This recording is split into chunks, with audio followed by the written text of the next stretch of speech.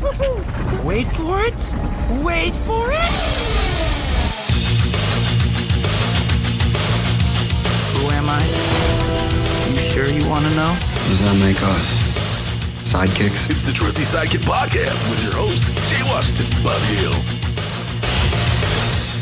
What's happening, everybody? We're back once again. It is another episode, another week of the Trusty Sidekick podcast. I am your resident supervillain, Mr. Jay Washington. And I am your resident superhero, Bobby Hill. What's going on, bro, man? Another week. This will be the last week we'll be doing the podcast separately for a little bit, right? We're back together next week in Los Angeles. Yeah, we're together in Los Angeles doing one, and then we may be back together in Chicago doing one. So it's going to be kind of crazy. Yeah, we've had a lot of good stuff going on. The podcast is getting great traction. It looks like we might have some cool announcements on the podcast, or where the podcast is going, or what the podcast is going to be up to pretty soon. So hopefully people stay in tune with that. We're working on some details on a couple of things right now that will hopefully help get us in the ears of some more people and allow us to get some more cool people in front of the people that want to listen to us. Dude, that's the news. I wish we could reveal it now, but just say it'll basically help expand the reach that we already have, and we're very appreciative for everyone who logs in, downloads, just streams these episodes. We're grateful for you guys. Subscribes, everything. We're grateful for reviews. All those. Yeah, everything I didn't get to, he would have got to. That's how it works.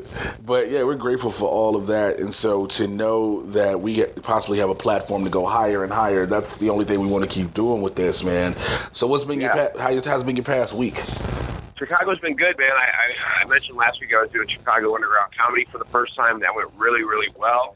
That was a great show. Shout out to everybody there: Jeff Hansen, Ed Hansen, Sam Ash McHale, Sidney Davis Jr., Louis Cardenas, all the people involved in making that show run. And of course, Pete Kitchen. They put on a great show. It was an awesome night. Rena Calm closed it out. It was super cool. I ended up meeting one of the guys who was involved in the Orlando Indie Comedy Festival. We hit it off really well. Another nice guy, Alex Munchkin, I believe his name is. Super cool dude. So that was a good part of the week. Went to a comics event, got to hang out with pretty much the entirety of the Chicago scene, which was fun. Got to see some cool people there. Kevin Bozeman, I think, hosted that party. If you don't know, Kevin was on Last Comic Standing this past year. That was a cool thing. And then just spent last night at Laugh Factory. Ran into Stephen Brody Stevens, who was bringing all the energy live from the 818 Till He Dies. He was at Laugh Factory last night, and he had a fun show. It was very interesting. I think some people weren't ready for Brody last night, but I love watching him on stage every time because I know what's coming. So it's a little bit more, well, no one knows what's coming, but I was a little more used to the idea that it may not be the traditional setup punchline stand-up, and I like that sometimes. So that was fun. But it was a fun week of just trying to get some stuff done and trying to get back to this. I know this is the last week before we go into the big rush of the shows returning, and so I tried to enjoy it. What about you? Man, it's been kind of, pretty much busy the same way. This Tuesday, I was out at Los Alamitos and at the Starting Gate, which is in the OC, Orange County. Shouts out to comedian Cachino, put on a dope show there. I got a chance to do about 20 minutes in there, and it was only, at first he was like, yeah, I'll have you do about 17. I was like, okay. But ended up gave me 20, let me do 20 minutes, let me rock out on the stage. It was a great time, a lot of great response from the crowds. Cachino was like, yo, I'm definitely having you back, having you out here headline this, whatever, blah, blah, blah. Then the next day, 17's a weird amount of number of minutes to give somebody. Man, dude, I've done shows where the guy who's putting the show together is like, yeah, the show's going to start at 8:42. So I don't know, for like people that aren't comics that are listening to talk about some of these shows and some of the hilarities that come on, if you don't know, you're listening to a podcast that's being hosted by two stand-up comics. So we kind of open by talking about some of the weird comedy stuff that goes on, some of the cool people we meet, right? Some of the people that we end up bringing into shows. And if you've not been involved in shows or anything like that at all, for the sake of record, in case you weren't sure, it's really weird for a show to start at 8:42 It's very weird to give 8:30. somebody like 17 minutes is the odd time to give somebody, but you wouldn't turn down 17 minutes. Not at all. I would do 17 minutes gladly every time. But then the next day, I ended up Wednesday. I ended up in Santa Fe Springs with Rudy Moreno, the Godfather of Latino comedy. Rudy's a legend, Nice. just in comedy in general. Rudy let me go up. Asked me to come out. Said Cole came out, did about another 12, 15 minutes. He was like, "Oh my God, you were hilarious." I was like, "Yeah, but you saw me before already." He's like, "Yeah, you're hilarious." I'm like, "Cool, I appreciate it." But you know what? It's been great, man. It's been hanging out a lot, networking a lot, getting to know a lot of people. Thursday, I got the opportunity to work with Jahan Jones. Now, that name is familiar for those who are familiar with people from Instagram. He does a lot of sketches on Instagram. Recently signed to Kevin Hart's Heartbeat Digital Productions to do a lot of sketches with them. So I got a chance to do some sketches with them, connect with him, work with him. Friday, just hitting a couple of mics, checking out the scene there.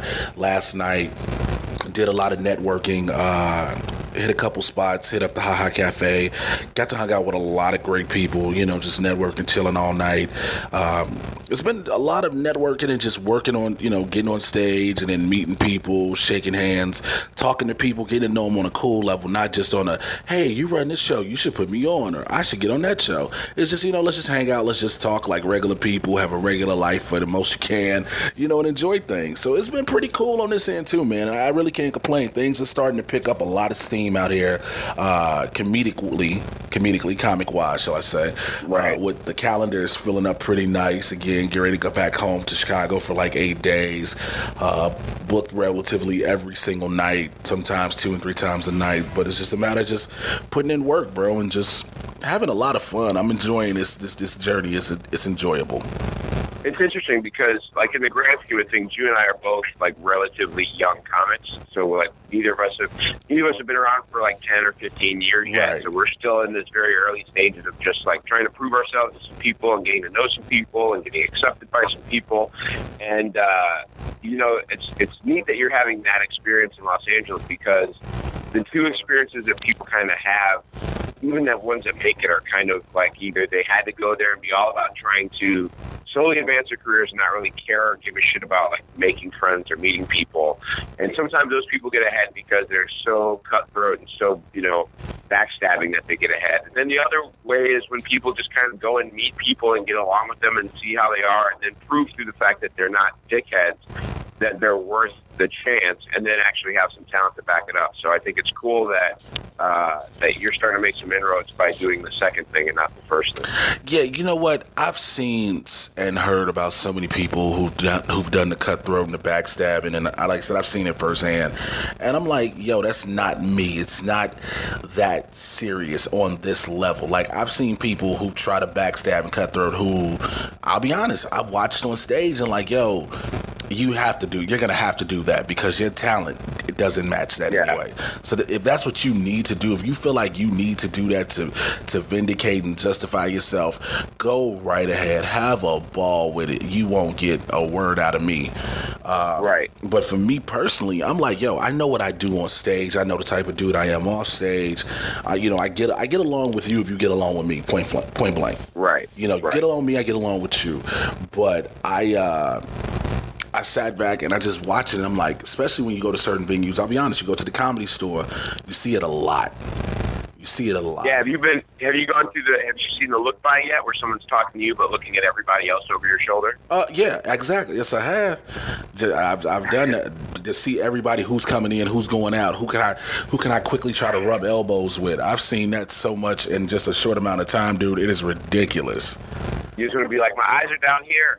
Right. I feel like I hate that I have to say that. Like, should I pull my man boobs up? Like, let me get these all in his face real fast so you pay attention. Well, then you start wondering, like, should I just be looking around for everybody? It might be, like, more important than this dude I'm talking to or not. Then you have to be like, no.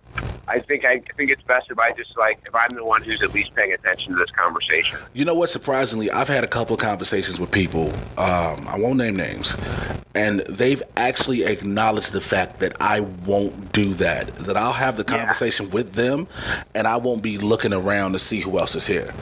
Oh yeah. Well, the people that bring it up to you are usually the ones that kind of get it. You know what I mean? Yeah. Or that recognize it. They're the ones that kind of also get it and see how ridiculous it is. It is absolutely ridiculous, man. So we can keep going on and talking about everything going on personal with the comedy world and everything on both ends, from Chicago to Los Angeles. We can even go into the Midwest. But let's get into what this show is about, man. We talk about all the Marvel and DC properties, television and film.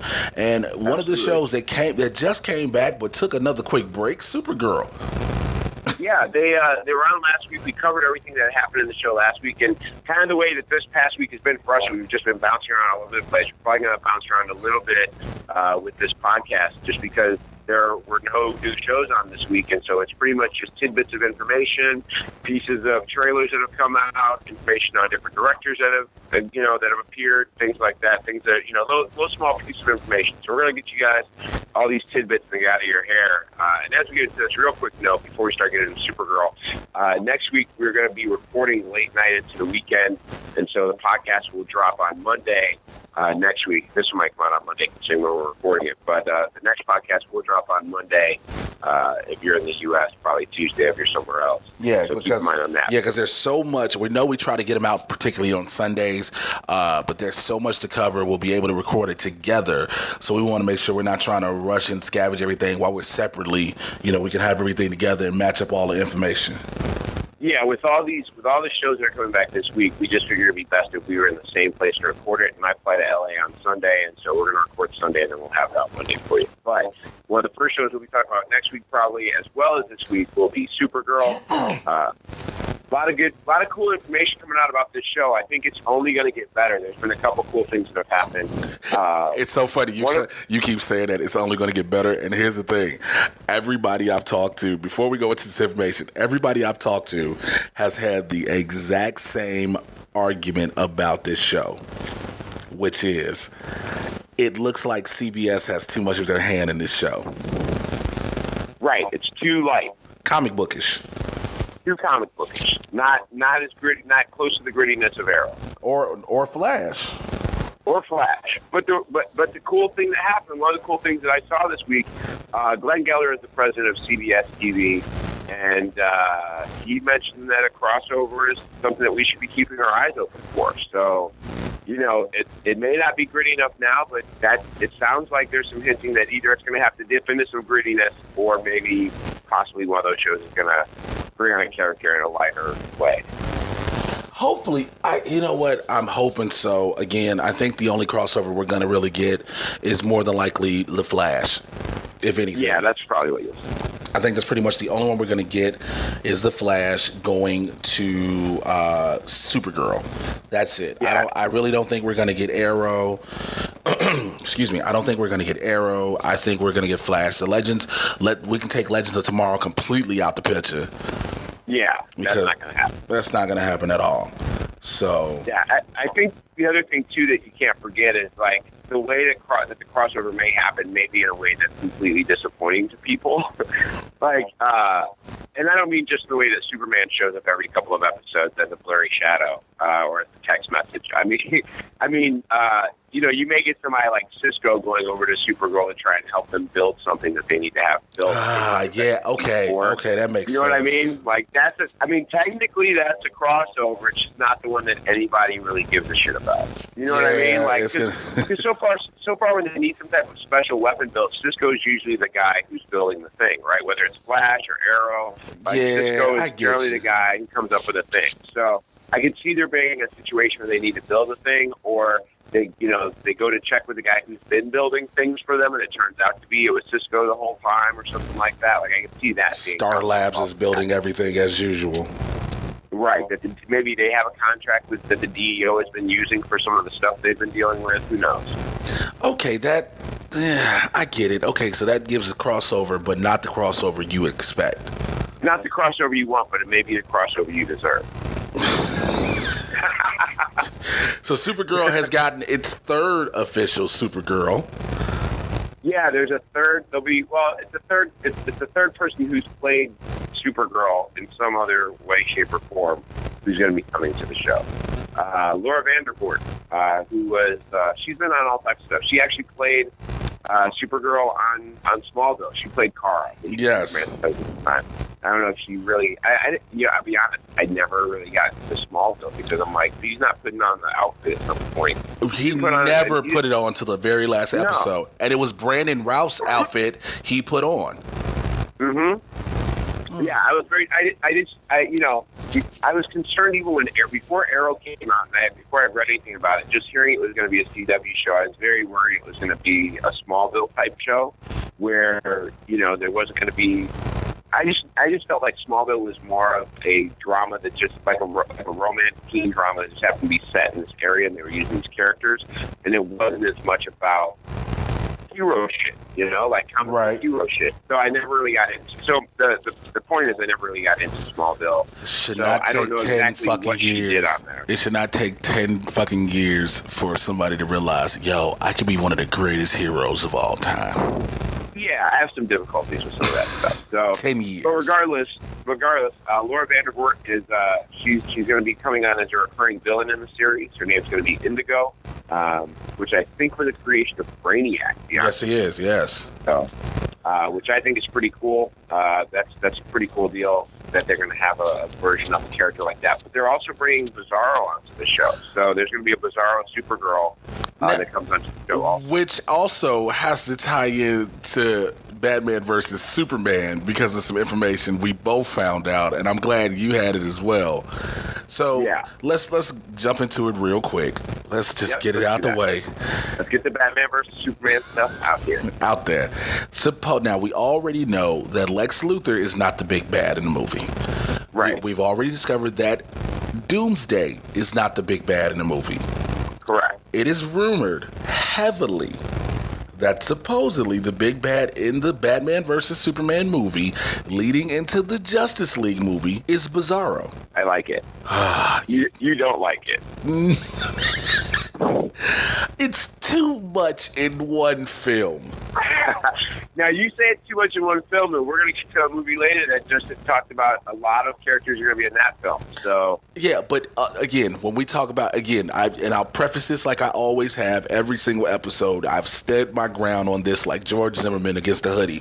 I will stand my ground on this. Marvel has built up properly to have all these characters to where their stories intertwine. Marvel has done this for almost 10 years. Right.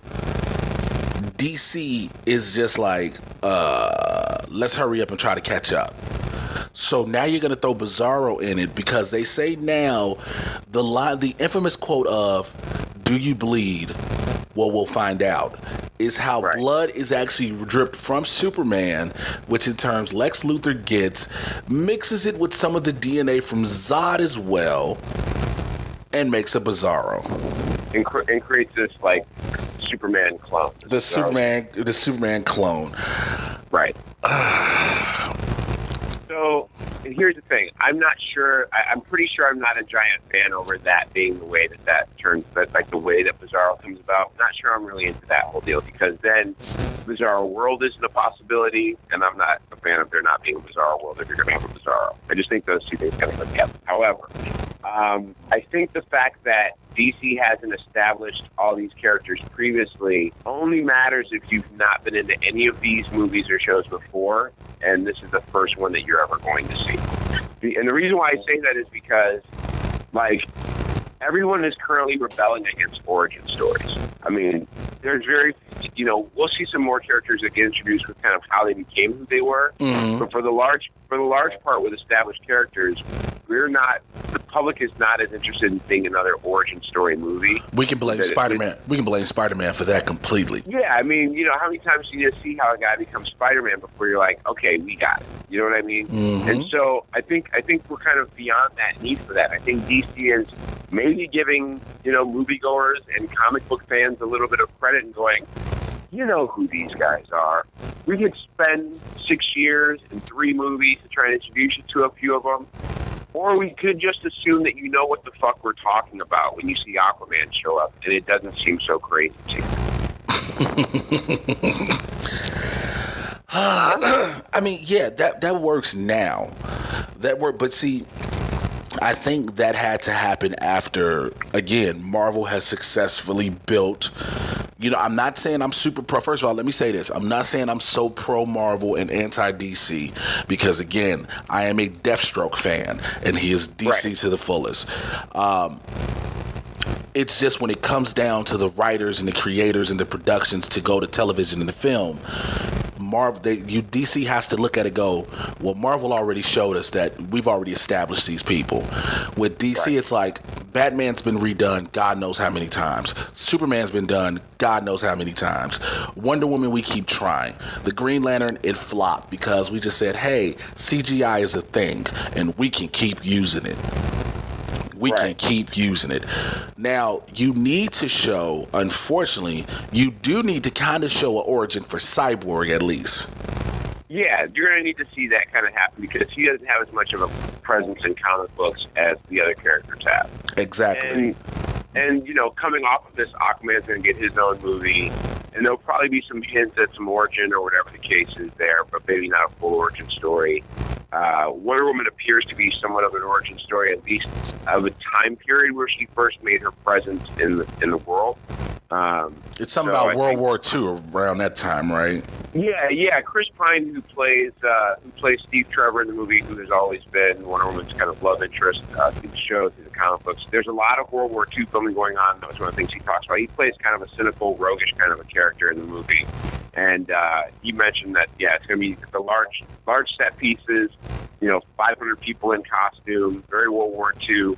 But that doesn't mean that that's Wonder Woman's origin story per se. It just may mean that may be the first time where she appears in the U.S. or as a hero to everybody. But she, based on Wonder Woman's story, she's been training for this back on her home island for a long time. So. Okay, so we got that out the way. Let's go back to Supergirl. Yeah, let's go back to Supergirl. Now, it comes back this Monday. When we last leave, we see that now Kara and John Johns, they know who they are. They know who each other are. It's official. Even though John always knew who Kara was, Kara never knew about John. So let's just say that. Now, both of them know. They're both on the same side. They both know what's going on. They both know, hey, we're not the only aliens on this planet. Right, and we're not alone. They've been alone by themselves. They both, do you imagine being John Jones and being in this situation where you're the last person of your kind. You end up on this planet where you're being hunted.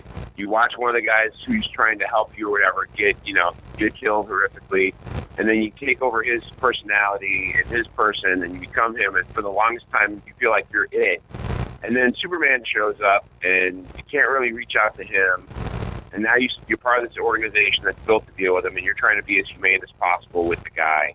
And then this girl shows up, and finally you get revealed to her the idea that you can finally be free with somebody who will get you and get your situation. I think that's like the stories you see, the TV shows and cartoons or whatever, when the character comes home from work and they either pop off a girdle or a bra and they just throw clothes like, I can finally be myself. That's like John's walking around Kara like, I can finally take off this blackface. Now, no one's mad at the Martian Manhunter for wearing blackface. No one's mad about that at all. It's the dopest blackface makeup ever. It's David Harwood. It is so realistic. So there's a clip out, and I don't know if you've seen the clip of Martian Manhunter and them two flying. Yeah, they're flying together. Yeah. And so he's going to give her some technique on flight, which is kind of, I'm sure that's going to make for a cool deal. But I'm excited to see him. I'm excited to see more Martian Manhunter. Now, that's the thing. I want to know, are we going to see more fights as Martian Manhunter now? I hope so. I hope he gets fully involved as like part of the team of what's going on. But only like in special times, because like he can't just be walking around the DOD with a big green head like the DOE, we don't need you. Cover that up, sir. I think he'll probably still be trying to keep that a secret for a while. So maybe just on missions where they're out and about, nobody's like watching them down to the core. Or maybe he can lend a helping hand here and there, like he's done so far. Yeah. In other DC news, man, we're on DC. Suicide Squad, man, they just dropped something that we just happened to catch right before we started recording. They put out the posters. Yeah, have you seen them? Yes, actually, you can go to the Trusty Sidekick page on Facebook and see the collection poster that is up right now. Haha, beat you that There we one. go. I like if it. you're listening, get over there and check it out. I like it. I like it. Yeah. Yeah, I think this is going to see, and it's funny because, you know, this is a movie that has ties to a movie that you've got serious problems with. Yeah, man. Yeah, I do. You know, I do. It definitely it has ties to Batman versus Superman. We don't know if it's before or after or during. We don't know how the.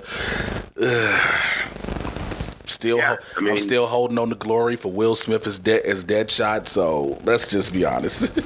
Here's why I've got faith in all of this, because the idea that and this means nothing, but the idea that Will Smith wants to do solo films with I almost call him just Bruce Wayne, with Ben Affleck, makes me feel strongly about what Suicide Squad's going to be. I think it's going to be a great movie. I'm excited to see how it plays out. The posters look super cool. I'm excited about that. There'll be a new trailer that'll drop this Tuesday, which will be good. Yes, during the whole Legends, the whole Legion, the Legends of Tomorrow whole lead up. So we're going to get that. The trailer's going to finally drop, so that's going to be cool. Yeah, it's going to be a lot of fun. I think that'll be outstanding. Go ahead. I'm just, you know what? I'm just curious. I guess I'm not really as skeptical about this movie as I am Batman versus Superman. I'll be honest. I like the ensemble. I like what the Suicide Squad is, because again, it's not superheroes. These are literally all super villains brought together to stop a supervillain. Right. You know, I'm just hoping that Cara Delevingne doesn't suck. I mean, to me that's a weak point in the movie, right? She's very attractive. She's a nice model. She's playing a difficult character. Though I think the Enchantress is a tough character to play, to like really scare with. So I'll be interested to see how that plays. Yeah, because DC has never delved into the whole mystical, magical end. That's all been Marvel. Right. So to bring the Enchantress into this one is like, ooh, how's this gonna work? Got to be good, man. You know, I believe Margot Robbie is gonna steal the show. I think that's real. I think it's her. It's her and Jared Leto all the way through. Because I think this is how you. Because I think either this is how you put them together at the end of the day, or they were already together and then split or whatever. But this is gonna be those two. You know, do you care whether the Joker lives or dies at the end of this movie? I care because I want a Joker that's gonna last. We have in real life and in the movie, right? But that is just so horrible. Yo, y'all heard Jared Leto overdosed in the same hotel as Heath Ledger. What was he doing? Hanging with the Olsen twins? Damn. Never too soon. Never too soon. But I think because in the movies, Jack Nicholson's Joker dies, right? When you got to Heath Ledger's Joker, of course, the unfortunate events of his real life, we're now stuck to believe that, quote unquote, he's still in Blackgate after the Dark Knight Rises. But that's an open-ended, and then of course the whole Dark Knight saga was closed off. This one, you need this villain, because you have to have this type of villain. You have to have that antagonist that just sticks around, that no matter what, he stays around. Well, there's this thing too that Marvel does very well that DC would be keen to also emulate, and that is, on the Marvel side, you have these large world-heavy threats like Loki and Ultron and Thanos that all have effects on the larger scale actual universe in the Marvel universe. But then you've also got these smaller time guys like Wilson Fisk isn't trying to take over anything but a couple of square blocks. You know what I mean? David, Purple Man wasn't trying to do anything but get back to fucking the chick he was trying to fuck. Man, he was just trying, like he could have went on. Like, nobody introduced the Purple Man to Tinder. Like, somebody should tell Purple Man, like, yo, it's a bunch of other Jessica Jones on this chick, on this damn site. If you swipe right, they'll connect. But the thing that Marvel has done very well is balance these large world, these people that have visions of how they want to affect the entire world, and also some of these bad guys who, in effect, really just want to affect a certain area. And where DC would be wise to emulate this, be able to make sure they can continue on with a character who isn't just concerned about world domination or blowing up the world. Someone who you can put in some of the smaller, and I think, for the large part, Batman stories and stories with the Joker are more of the intimate kind than the large kind, because the Joker isn't trying to take over the world. He's not really even trying to take over a city. He's just trying to cause chaos. And I think that's the thing where you can really create some of those smaller, intimate stories without the largesse that some of the bigger Justice League style movies are going to probably take on. I'm agreeing with you wholeheartedly on that. I think the fact has become that you get a lot of these creators who write the screenplays, and then when they go to get greenlit, you get them thinking like, will the general public accept a smaller role villain in a sense? But it's been proven, like you said, it's been proven that works now. Granted, it took the Daredevil and Jessica Jones to show us that it can work. Because again, with all of the Marvel movies, everything has been on a larger scale. Technically, Iron Man 3 kind of it's kind of global. It's global, never mind. It's global, but you have Marvel has shown with Daredevil and Jessica Jones that you can have these smaller level villains who don't even care about the bigger level villains. Yeah, not concerned. Wilson Fisk does not want to take over the world. He doesn't care. He doesn't even acknowledge the whole thing that happens. His associates will. He doesn't. He cares about Hell's Kitchen. That's all he wants. Right. And like you said, with the Purple Man, he is just really... look, this is going to be the part where this podcast gets extremely not safe for work. And I just got to say it. Okay? We've already said it. It's labeled when you look at it on every website that's explicit. Jessica Jones has to have the greatest vagina in history. Well, it's stronger. It's stronger than a normal. Like, she's strong all the places. Like, she doesn't need Kegels. It naturally snaps back. Like, Jessica Jones' sex game must be phenomenal. Like, her sex game must be so good that Professor Xavier wakes up in the middle of the night thinking about it because he had a telepathic read over it. Jessica Jones is... Charles, why are you at Cerebro again? Mind your goddamn business, Gene. Like, Jessica Jones' sex game has to be that cold that Reed Richards will stretch 37 blocks. Matter of fact, that Franklin Richards created a universe for this bitch. Like, the Purple Man just wants to give you the world. Franklin Richards was like, here's a universe, bitch. Like, you got... that, because again, he did all of this. You murdered a lot of people. You made one dude stay against a fence forever, and he pissed and shitted on himself just so you could get to the chick you want, okay? You was boning other bitches just because you were mad because you couldn't have that chick.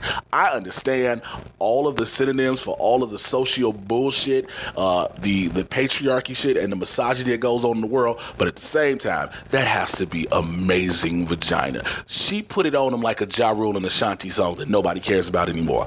Like, that is how that is how good that is. Yeah, I mean, the reality is, like, there's no misogyny in that statement of saying that someone must be great in bed, right? Like, that's a man or woman. That's just if you're great in bed. If someone will go to the links that person went to, you can take the gender out of it. If someone goes to the links that character went to try and get back that other character, regardless of what their genders are, then whatever that person is doing in bed is probably pretty solid. Man, look, they are Soul Train certified. Yes, I said Soul Train, okay? Yes, the ghost of Don Cornelius vouches for you. Now what? Does anyone listening to this podcast know who that is? Probably not. Probably not. Probably not. Okay. There's a large disconnect between the people that are probably watching The Flash, Arrow, Jessica Jones, and the people that have any concern or knowledge about Soul Train. You're absolutely right. So let's go into other DC shows. Arrow is back this week, and from the trailers we've seen, first of all, shouts out to the Australian commercial for Arrow that spoiled it for everybody. Because if you were wondering, what we were talking about, if you remember before they went on the winter break, Felicity and Oliver were in a car. Oliver had just proposed to Felicity, and the car was shot up by a bunch of members of Hive. And Felicity was taken to the hospital. We didn't know what happened. You know, we just started seeing the flashback scenes in the beginning to the gravesite. Well, the Australian version of the CW decided to play where Felicity's mom comes out the hospital and, spoiler alert, you know we don't give a shit about it here, Felicity's mom says she'll never walk again. Yep. So, again, we've already said that, so go ahead, Bobby. I already know. So, apparently the writers for Arrow, which we do love the writing team for Arrow, but the writing team for Arrow is claiming that she's not going to be Oracle. Don't get caught up in the hype that she's going to be Oracle. But they could also be liars. Damn, but you hit it hard. But they could also be fucking liars. Okay, they could be. There's nothing about asking those people, asking the Arrow writer team, like, is she going to become Oracle? There's nothing about that where they're required to answer honestly. Well, that's just like when everybody was saying that Diggle was in fact Jon Stewart. Right. You know, and they straight up said no. They just basically said no, he's not. So, but there's still no guarantee that he's not. There's still no guarantee. This is true. So now you get the episode coming back. Let's go before we go to Arrow. I forget the days of the week. Let's go Tuesday. Tuesday gives you the Flash, the return of the Flash. Yep. Bobby. Wednesday is Arrow. So yeah, Tuesday. So what are we getting on the Flash, Bobby? So Tuesday, we've got some more info on Scott Evans' character, which is our buddy Tone Bell, who we interviewed on this show a couple episodes ago. Go back and find that if you haven't heard it. Cool interview. But Tone Bell is playing Scott Evans. He is. They got some more info on his character. He's the new editor of the paper that Iris works on, and Iris is kind of a Lois Lane figure there. But Scott Evans' character believes that the Flash is a phony, and he's out to expose him as being someone who's not really helping out the good of Central City, which is going to be a nice story arc. And I think you just heard from Tony, he's going back up to Vancouver, right? If you follow Tone Bell on his Instagram at Tone Bell, ToneBell, follow him on Instagram. He just reposted a picture from what Candace Patton herself took. So it actually was a very fun thing to see them. He's back on there. He said in an interview that he did with us, which you should go listen, episode 6, that he's set to be at minimum about 5-6 episodes. So, you know, we're starting to set him up and we're seeing where it's going. So it'd be nice to figure out where everything happens. That's a good piece of work. That's a nice piece of work there. So he'll be on there for a little while. That's to look forward to. They also cast an actor named Aaron Douglas, who's been cast as Turtle, which is not the Turtle from Entourage. This would be a completely different Turtle, thank goodness. But this Turtle, this character Turtle, I think in the comic books he actually slows down individuals, but in the show he's going to be able to slow down time, which obviously when you're fighting against the Flash is exactly what you probably need to be able to get past him. So I'm not sure how they're going to overcome that, but I'm sure they're going to figure out something. I'm just looking forward to more grot, more sharp. Yeah, definitely. So now with Flash, you know, again, we have to wait. Also, there have been new photos that have come out that show officially what we have been speculating that what would happen. Ronnie Raymond and Caitlin Storm are together in Earth 2 as Killer Frost and Deathstorm. Yeah, I like it. That's going to be, those two obviously work well together. They obviously weren't done with pairing those two together in some things. If maybe he can come back more consistently as his character, that'd be great. Or maybe, you know, his cousin just keeps getting him good work. I need to find a way to be related to Stephen Amell. I'm just going to change my last name to Amell. What happened to Jay Washington? Well, he's Jay Amell now. He's from that offshoot Amell clan. That's the other Amell. Like, he's from Jay Amell, and that is funny. How excited are you about Legends of Tomorrow coming out this week? I mean, this has been a highly anticipated show. There's been a lot of talk. There's a lot of good actors and characters. I mean, when you really look at this cast of characters, Brandon Ruth, you've got Purcell on here. You've got Wentworth Miller. I mean, you've got this is a good cast of people that are coming to this show. What are your thoughts on Legends, this show coming out this week? I'm really excited to see how this sets up, because it has to set up somehow with the final events of the crossover. from Flash and Arrow. So we have to see what Malcolm Merlyn does. How does this fully work? How does Malcolm Merlyn take the ashes, of course, put him in the Lazarus pit, resurrect Vandal Savage, and send Vandal through time? Because Vandal's lived all these years. We haven't heard of him traveling through time. So I want to know what that setup becomes. That's the interesting thing for me. That's the part. Go ahead. Right. No, I was going to say the part of the question is going to be, if you try, the minute they travel back in time to a period before Vandal Savage being killed in that episode, I mean, he's alive. So are there going to be some attempt to try and take him out before they get to that point? Is that what that's going to be about? Or is it going to be the resurrected Vandal jumping through time and creating the problem? Right. So that's the biggest question that I have with this. Again, as a fan, I will literally say, as a fan of the work of Berlanti, Kreisberg, and Guggenheim, I trust what they're going to do with this story. I trust it because, again, it's on the CW. I'm sorry, just don't keep it real. This isn't CBS. They know what they're doing with the story. I like the trailers that we've seen. I like the little snippets that we've gotten. I think it's great that you're going to take a bunch of subplot characters and make them the focal point. Yep. Because, of course, at one point, the Atom does join the Justice League later on down the line. Mm-hmm. But I love what they're going to do with it. I'm super excited for it, bro. I'm just going to be honest. Well, I think the other thing, too, is that, they're really only bringing on, Rip Hunter is really the only character that they haven't written for yet who's going to be a regular part of the team. So they've written for Firestorm's character. They've written for Hawkman and Hawkgirl. They've written for the Atom. They've written for, Kitty Lotz' character, the Canary, now, formerly black, now white. So it's not like these are new, origins of characters they have to try and work with, or actors that they haven't worked with before. The Daredevil character of Rip Hunter is the only one who's at least new to the TV universe that they haven't really had on yet. So, so I think they're off to, they've got a leg up by coming out of that, which is cool. Yeah, it's going to be very, very, very interesting to see how this goes. Yeah. Go ahead. It's going to be interesting to see, especially with this Rip Hunter, because, again, he's known in the comic books heavily. So this wasn't a random character for them to snatch. Again, he was referenced in season 1 of The Flash. So now to see how they make him the main, because even though all of these other characters, Hawkman, Hawkgirl, Heatwave, Captain Cold, everybody we talked about are a part of this, he's the leader. Right. So it's going to be interesting to see how they do this. Yeah. The only other two notes I've got on anything related to DC this week is with the movie Aquaman, Amber Heard has been cast as the female lead, I believe, in that movie, which I'm kind of mediocre on. I haven't seen her do anything where she's had to be like a real powerful character yet. I'm still mediocre on the whole Aquaman movie. I mean, I'm willing to buy Jason Momoa as Aquaman. That's what I was gonna say. I'm good for that.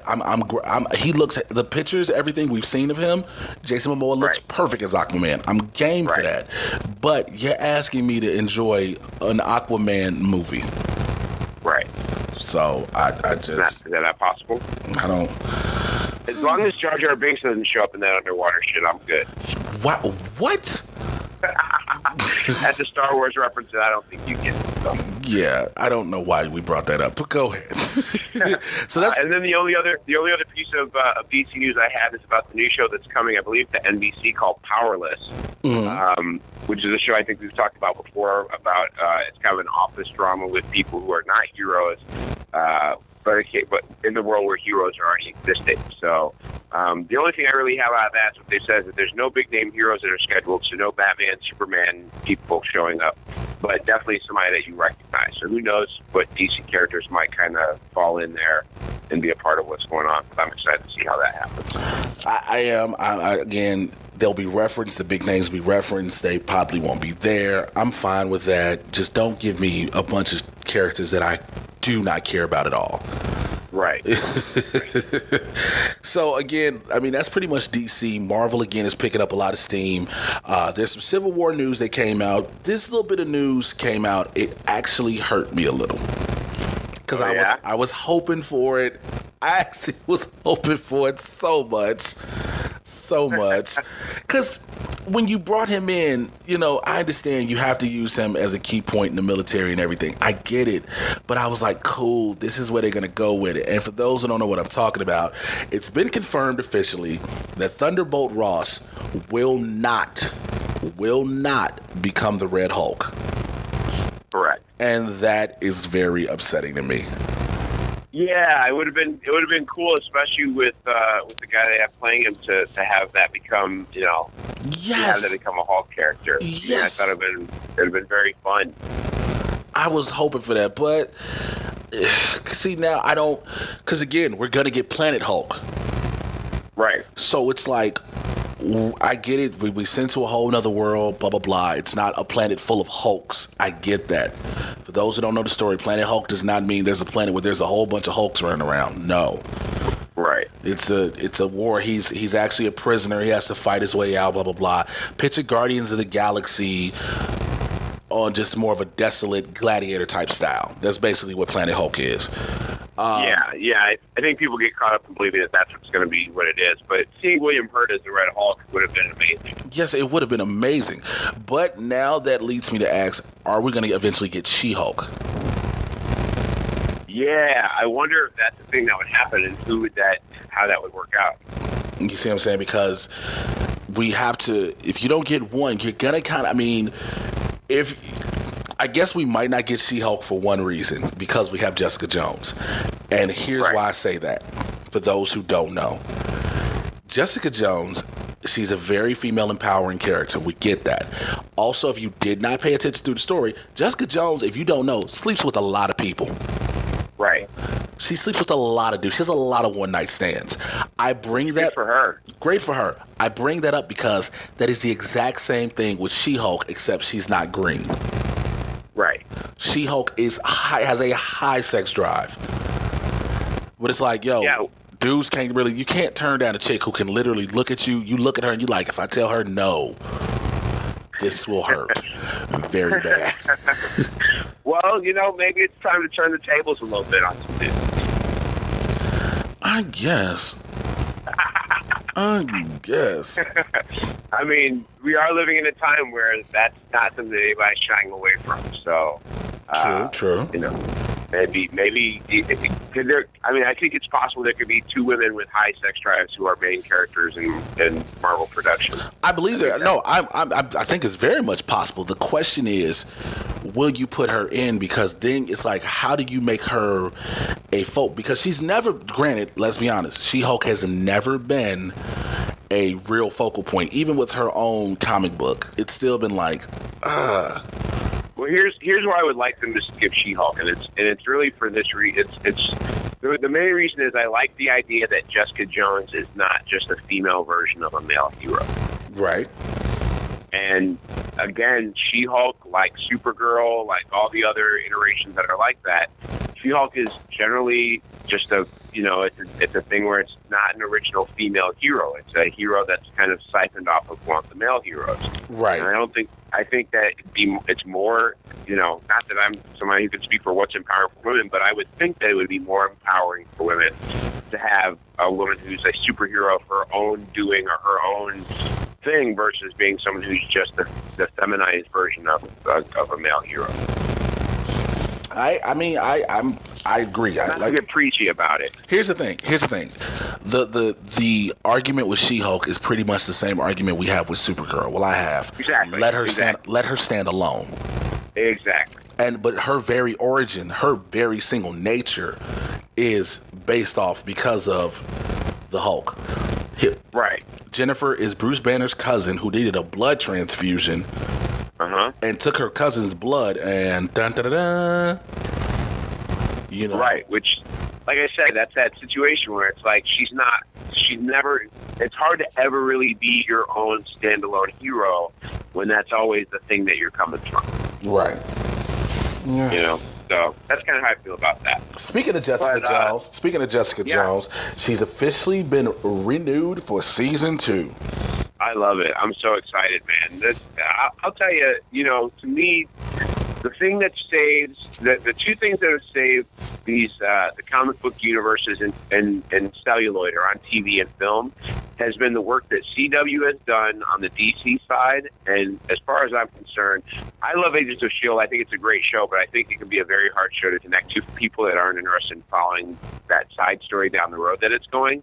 But to be honest, the work that Netflix has done with Daredevil and then Jessica Jones, and now what they're coming on with, with Luke Cage being the next show being done, I'm excited about another season of Jessica Jones because you know that there's no restraint. There's no seatbelt on.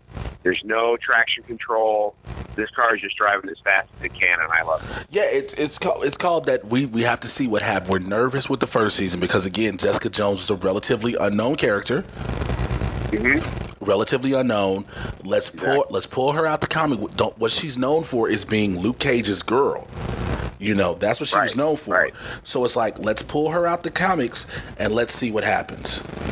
Yeah, and I think it's excellent.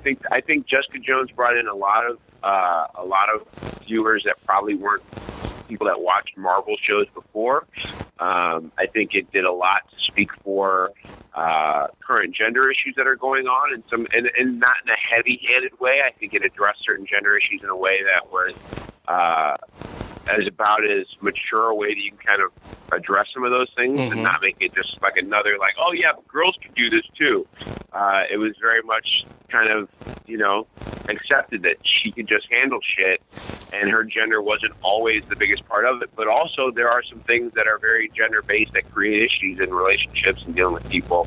And I like the freedom that Netflix gives. Every time I hear about Netflix involved in a deal with somebody, usually through hearing them talk about it on a podcast or through third-hand conversations, the response is always that Netflix is very good at letting the people producing, making the show do what they would like to do with it or make out of it what they want to make out of it.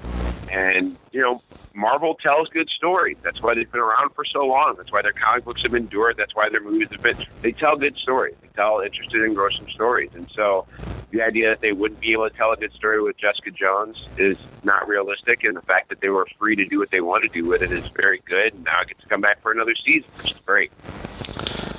I stopped listening about 2 minutes into that. And I say this as a friend because it got real political real quick. I was like, hey man, that's what's going on in the world, dog. We got to talk about it. That's why these shows hit home for people, though. You know what I mean? That's what it is. I get it. That's why they watch them. I get it. But I was like, okay, so what's gonna happen after this episode is that's good. So what do you think? So what do you think's gonna happen in season 2? Here's the thing: I always have a problem of trying to figure out who's gonna be the next bad guy, or the next main antagonist, because they hurry because just to make sure they get the viewers, they push out their primary one in the first season. Yeah. You see what I'm saying? Like, it's hard. Like, I don't know of that many Jessica Jones villains. I don't either. Unless they're going to officially make Simpson be Nuke and she goes after him. I mean, that is a situation that's out there, right? That because by doing that, then you can really progress the character of Trish Walker as well if you make Nuke the next bad guy. Yeah, I mean, you make Nuke the next bad guy, then you have to go, then you still delve deeper into the whole IGH, you still go into the whole IGH which has been opened up to Inhumans on Agents of S.H.I.E.L.D. and everything. So it's cool, but it's just like now you have to figure out who do they do.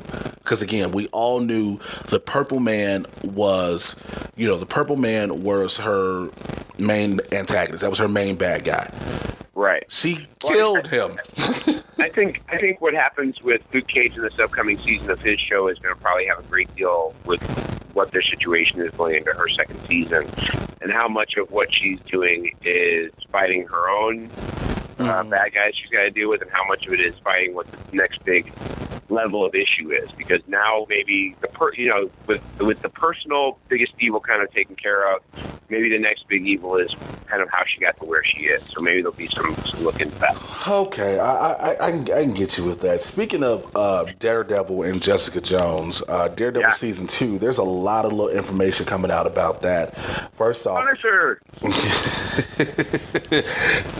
We're gonna get to that. Punisher has officially been greenlit, though. He officially is getting his own series. I like it.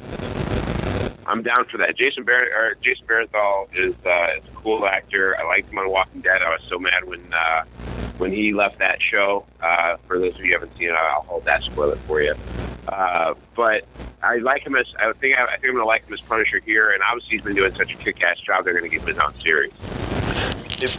That's all it takes too. You do you do decent just enough. They're like, you know what? We'll give you the whole series. Like, evidently enough people walked up to John Barenthal on the streets of New York City and was like, "Don't you fuck this up," and he didn't. So yeah, so that's cool. That's cool to hear. He finally has gotten that. But there's also news in regards to Daredevil.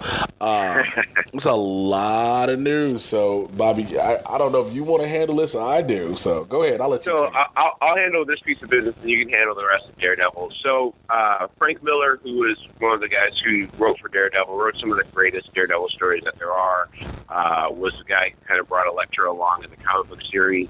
He's mentioned that he is not fond of the new Elektra that's going to be in the Daredevil show. And Doug Petrie, who is the showrunner for the show, didn't want to directly tell Frank Miller to go fuck himself, but for sure, for sure he doesn't really give a shit about what Frank Miller thinks. And then he took a little shot at him because Doug Petrie, in commenting on it, said, well, this is going to be different because she's an empowered woman with her own agency, which is that's basically saying that she was not as personally empowered under Frank Miller's care and not freely able to make decisions on her own in her own care or with Frank Miller at the helm. So he obviously doesn't give a shit about what Frank Miller thinks. Really just shot that all down. Like, boom, fuck your feelings. So, that's cool. Hey. But I think a lot, because of what happens is you have a lot of the original character creators. They're like, right. Oh, my character was supposed to be this way, and this is exactly what they're supposed to do. Right. I think the best rendition I can have on that is Key and Peele did a sketch about Stan Lee trying to pitch new characters. And it's Stan Lee at like 90 years old. He's still, however old Stan Lee is in that. And he walks into one, and one of the characters is his African-American, Jamaican-American maid who always steals things around the house. Her name is Jamila. I was like... If you haven't seen that, go check that out. I was like, what? I was like, okay. But it proves that a lot of these characters, a lot of them are based in reality. A lot of them, because again, when a lot of these characters were created, there was no, let's just be honest, there was no female empowerment. Right. You were secondary, if that. Exactly. That.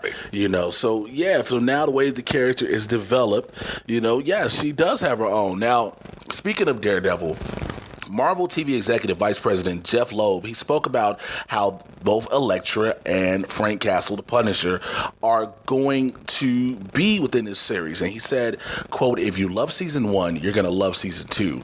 He said John Barenthal has succeeded in his quest to not screw up the character, which everybody kept saying to him. He said his Punisher is extraordinarily memorable in every way.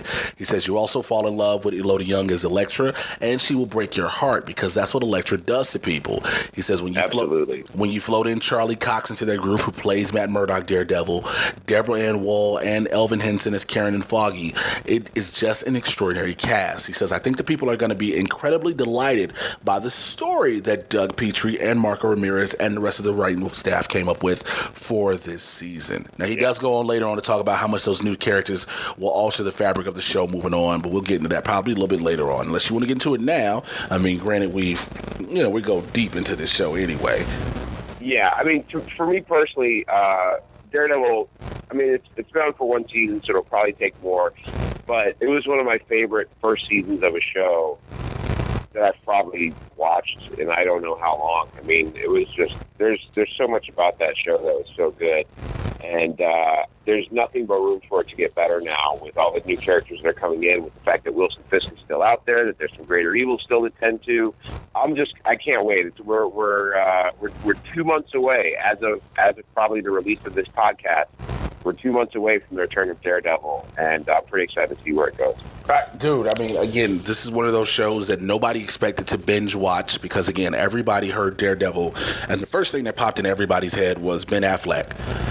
Now, if anything, I will say I like Ben Affleck's suit. I like his suit. I like the suit. You like the Ben Affleck? Okay, I thought you were going to say. I was waiting for you to tell me that you like that Daredevil movie. I like the suit. Okay, I like the Daredevil suit. It was so bad. The movie itself was the fight scene with him and Jennifer Garner in the playground. God, it's so terrible. That movie came out a few years after The Matrix, and bullet time was still a thing. And they wanted to emulate that so bad in that movie, and it's so terrible. It was just, oh my God, it was horrible. It was so bad. Horrible. But I did not like, okay, I'll tell you the only thing I liked out that movie. Which is like the only thing I liked beside the suit. Yeah. Michael Clark Duncan as Kingpin. I do like that. I thought that was cool. I like Michael Clark Duncan as Kingpin. I like that. Okay, I will say so. Let me. Yeah, I thought that was a nice early touch at diversity by those guys. I thought that was cool because he played it perfectly. Yeah, he was, and he had the real size to really kind of be that Kingpin-ish type of figure. I liked it. Yeah, because I'm not sure. To me, that was the one highlight.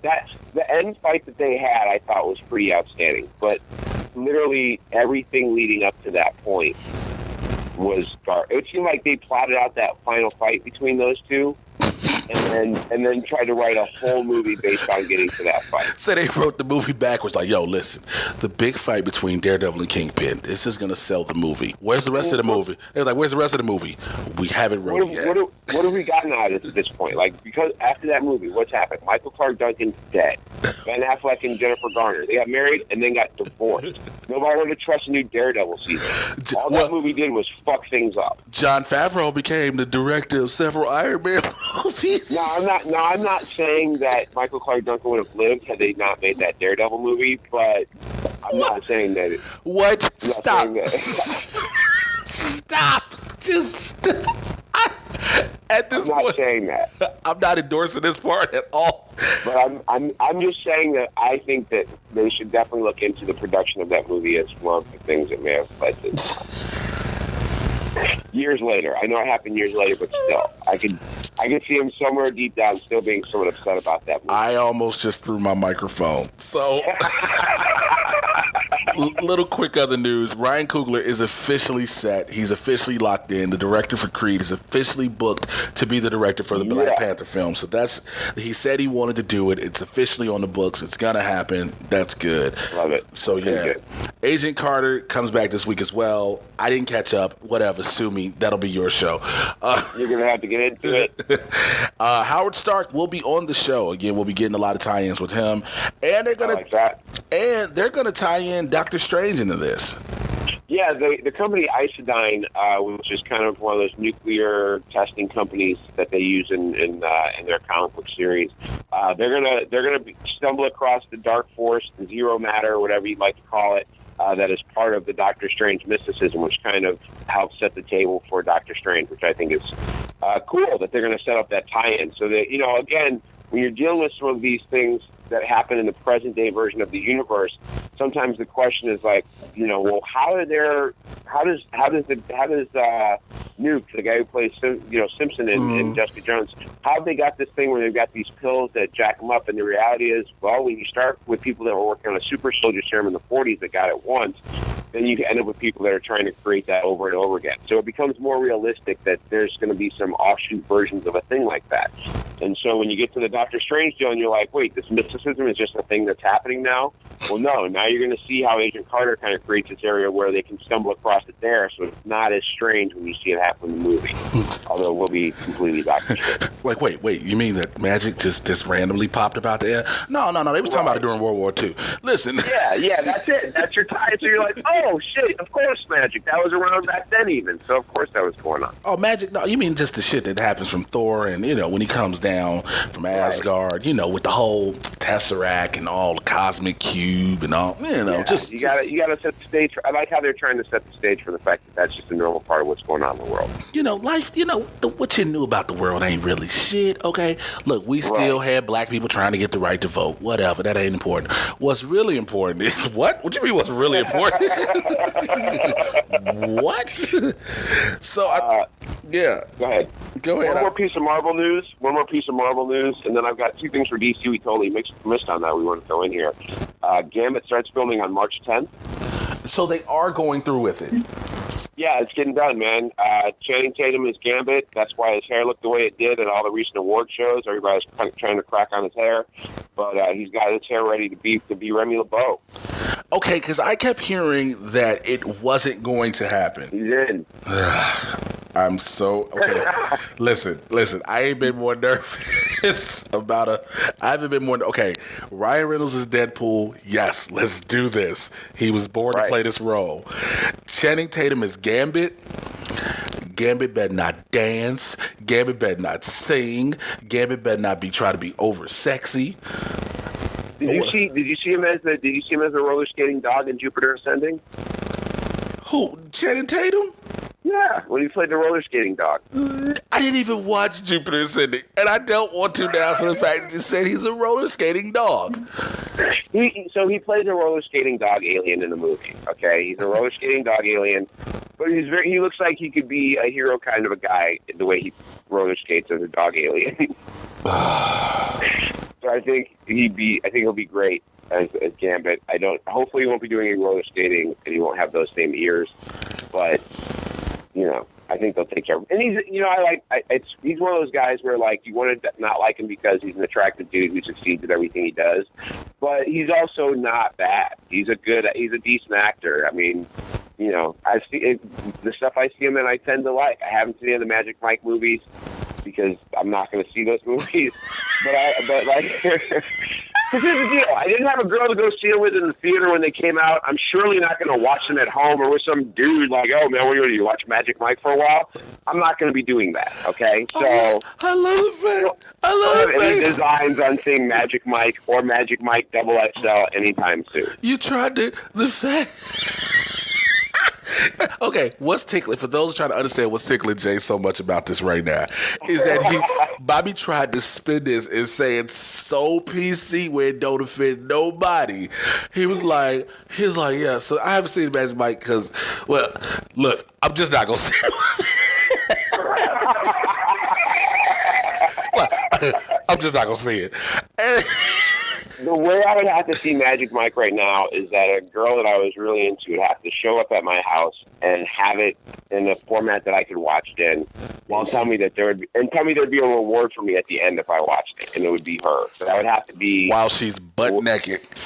Yeah, that's your best. If you want to watch a bunch of dudes strip for whatever reason, there better be a different prize than that as a reward.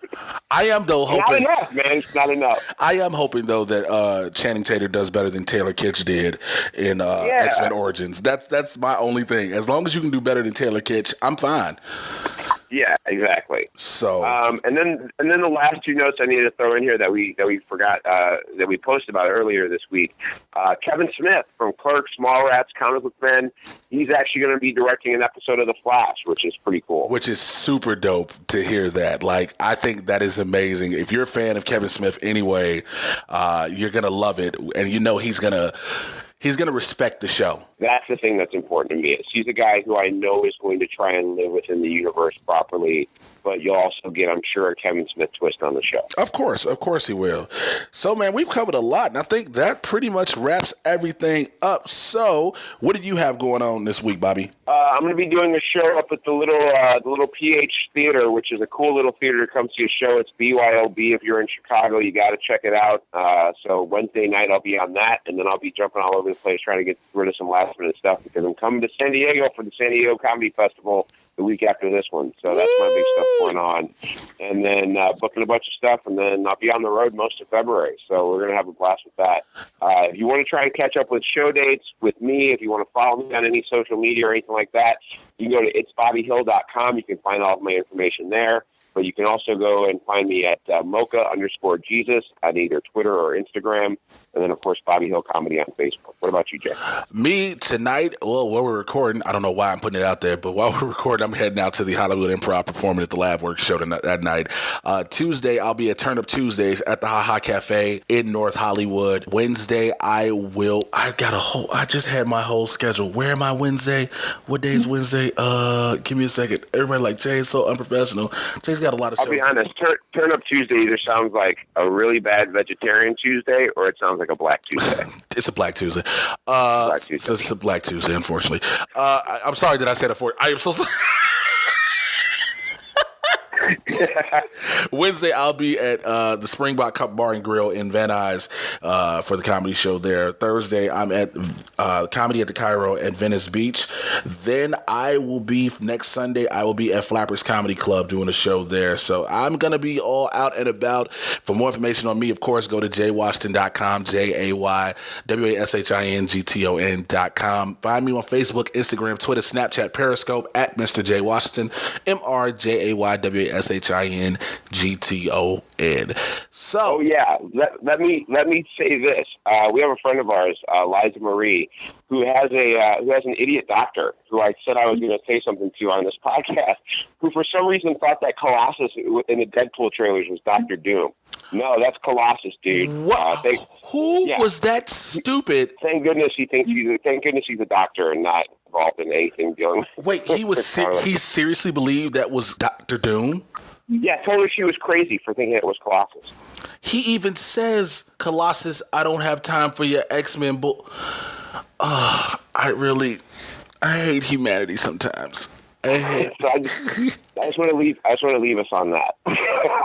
I hate humanity. With that being said, this has been another episode of the Trusty Sidekick podcast. I've been the person who hates humanity, rightfully so now. Your resident supervillain, Mr. J. Washington. And I have hope for humanity. I'm your resident superhero, Bobby Hill. No, there's no hope. He says in the damn trailers, Colossus. He doesn't say, hey, Dr. D. I hate people. We'll be back. We'll be back next week, man. We'll holler at y'all then. Take care. We're out of here. Peace.